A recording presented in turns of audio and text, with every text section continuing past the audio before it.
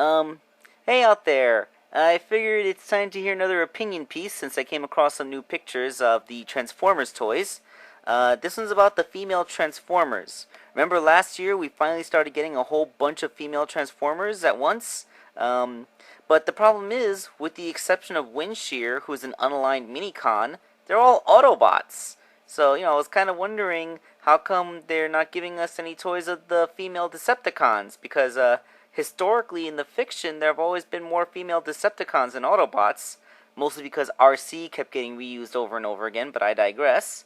So, I just found these 3 new images on 4chan, and I thought that I would give my opinions on them. These are remolds of existing molds, of course, which are being made to look like other characters. Up first is Slipstream from the Transformers animated show. When Starscream cloned himself to create the Seekers, one of the clones came out female, and she was actually really cool. And aside from a Creon and a Transformers Club exclusive, I don't think she's ever received an official toy, which is a shame. But I will say that part of the reason why I voted for the fan-built Transformer to be a female Jet was because I was hoping this would happen, that they would remold it into Slipstream. So yeah, this is basically everything I wanted. Now, her look is Generations, but they are obviously homaging the animated style in the shape of her head. Her guns are spot on, and I love the way her chest is molded, even if it is all fake kibble. Her expression, I feel like it should be a little angrier because Slipstream was in a perpetual bad mood, but I guess with the paint job they can fix it.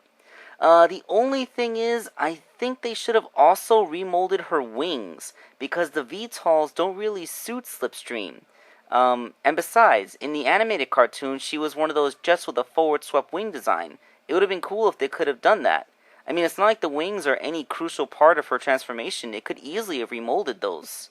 But yeah, aside from the wing thing, I think that this looks really cool. Also, I'm pretty sure that when these are released, they might be Japanese exclusive. I hope not. I hope they get released here. But if they are Japanese exclusive, I just might have to import them. Up next is Blackarachnia. Now, I must point out the irony. They use a Generations toy to homage an animated character, and now they're using an animated toy to make a Generations figure. I just find that funny. So yeah, they're basically remolding Blackarachnia to be something more accurate to the Beast Wars version. I think of the 3, this one's probably the weakest. I don't know. It's like the way they had the pedipalps form her chest looks kind of weird. I'm going to have to reserve full judgment on this one until I see a paint job. Although from the face, I think they nailed the Beast Wars Blackarachnia face, because that looks just like her. The only thing is that she still has the leg kibble on her backs and her arms. And in the original Beast Wars, Blackarachnia had all 8 legs coming out of her arms so that they could, become guns. I don't know. I think it's the weakest of the 3, but when they start releasing colored preview images, I will re-evaluate this one. Finally, we have Nightbird. I think Nightbird might actually be the first female villain in Transformers canon, in that she wasn't actually a Cybertronian, she was actually a robot built by a Japanese scientist, and the Decepticons stole her and reprogrammed her and upgraded her to fight the Autobots. She stole Optimus Prime's gun, and was actually doing a pretty good job until a jealous Starscream shot her with a null ray. Insert Megatron love triangle joke here. And she never really had an official toy, although some third-party companies have taken several cracks at her, one of which was actually a remold of the third-party RC toy, which was a BotCon exclusive, if I recall. I even made a custom of her using the animated RC a while ago. That's how in the consciousness she is. So, of course, as you can see, she's an RC remold again. Although she has these really cool psi weapons.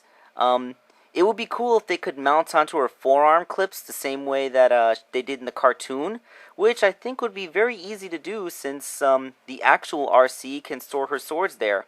Um, let's see. I love how the star designs on her midriff are actually molded in. That's a really cool touch. And everything.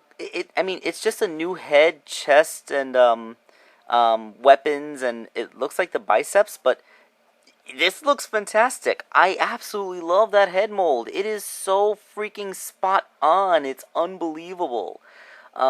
Especially considering how the head had that kind of robot hood thing going on, which you'd think would deprive it of a regular neck joint. But I'm rambling. I'm sorry.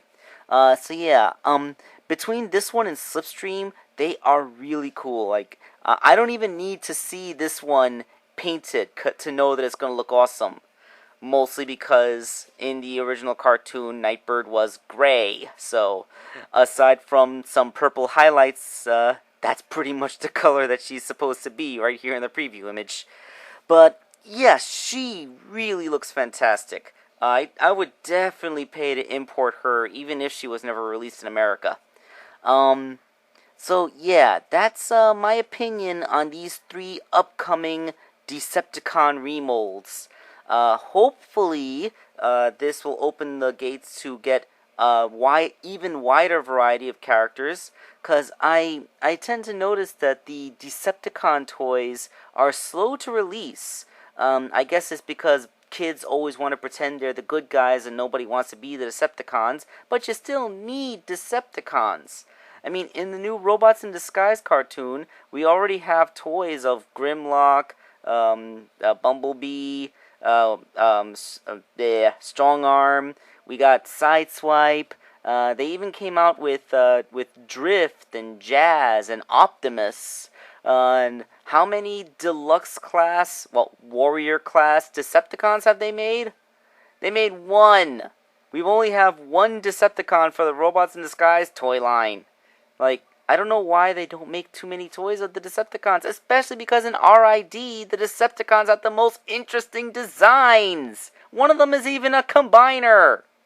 It's like you take 5 Minicon-sized figures and they combine into one thing. That's like the Minicon Assault Team +1, you know?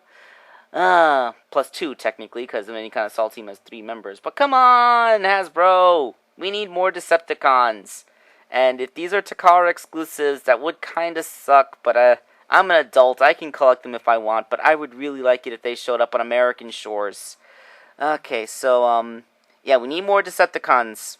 So, and we need more female Decepticons. Like, maybe this can open the road to Strika and a deluxe Flame War that's not a con exclusive.